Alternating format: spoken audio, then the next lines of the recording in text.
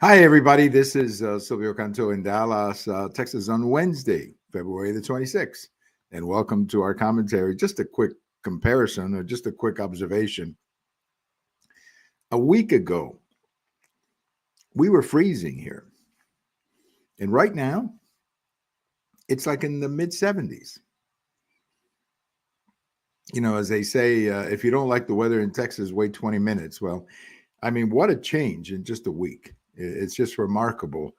And now it feels like a spring day. I mean, all you got to do is go to the ball game tonight. That's how it feels. A week ago, it was cold. It was very cold. It was 6, 7 degrees in the morning when I went out to get my newspaper. So, what a what a contrast in just 1 week here in the weather in North Texas. Well, I guess the big story today is the Trump cabinet. Trump had his first cabinet meeting. I don't know how often presidents have cabinet meetings, but I've never seen one like this before, where, they bring in the media and they do the usual talk, and then it turns into a press conference for about an hour, where you have members of the press asking him questions about everything. No limits. Whatever you want to ask, he will take a shot at. And I just find that remarkable. Not from a political standpoint, just from the standpoint of a citizen. The idea that there's that much transparency in someone who is having a cabinet meeting and opens it up to a press conference, and he's answering questions about everything. Obviously, there were many questions about Ukraine, and that, I think, is something is in motion.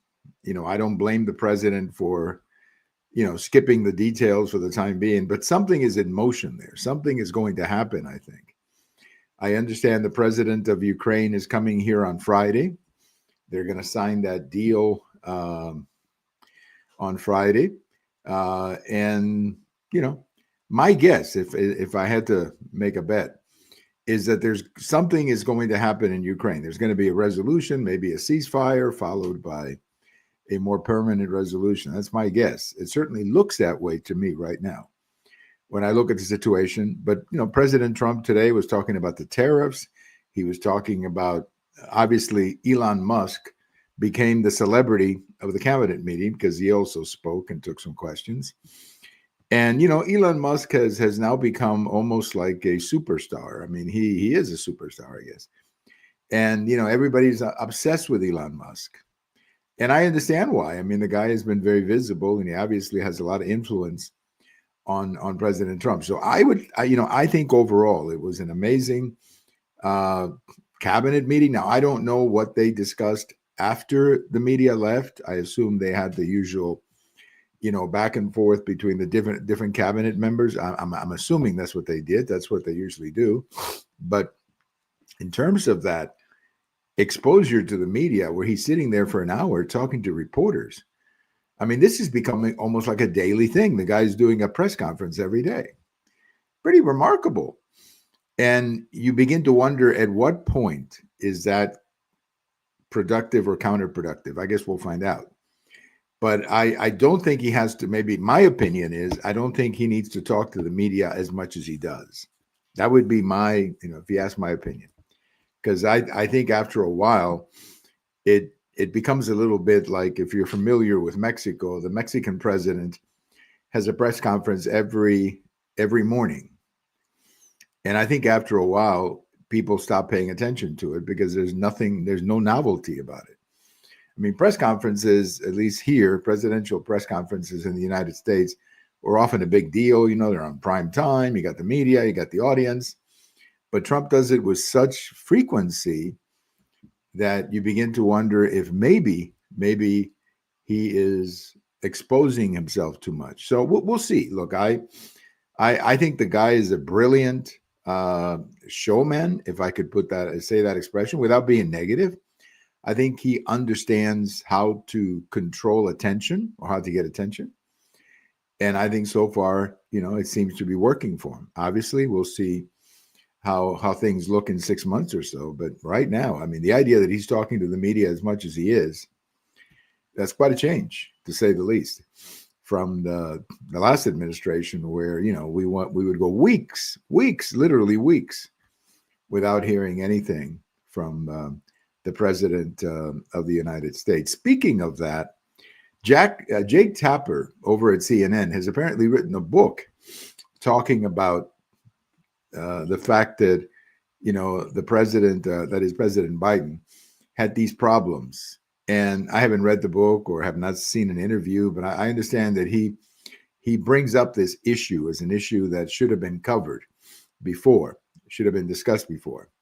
I'm not going to criticize the book without learning more about it, but I hope that Jake Tapper, in his book or in his interviews about the book, discusses that this was a media that didn't do its job when it came to Joe Biden. For whatever reason, they protected him a lot. And I think that ended up hurting, by the way, Joe Biden. And I think it ended up hurting Kamala Harris, because she tried to do the same thing, never talk to the media. And I think people don't like that. They like their president to answer questions and do press conferences and do interviews beyond talking to the people like, I can't, Oprah Winfrey or stuff like that. They want their presidents to have serious interviews. And I think the media tolerated too much of that. So I hope that from now on, anybody who's president or anybody who wants to run for president should understand that we expect interviews, and we expect interviews with serious journalists, not just friendly people who are part of your campaign, like Oprah Winfrey was for Kamala Harris. We want serious interviews. And hopefully Jake Tapper is going to say that in his book. Again, I haven't read the book. I just heard about it. So when I have a chance to learn more about the book, I'll tell you what I think of it. But it'll be interesting to see what he has to say.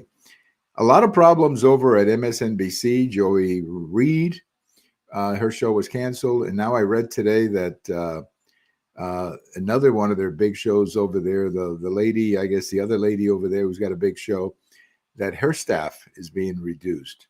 So obviously some Rachel Maddow, that's the other lady. Her staff is being reduced. Obviously things are going on at MSNBC.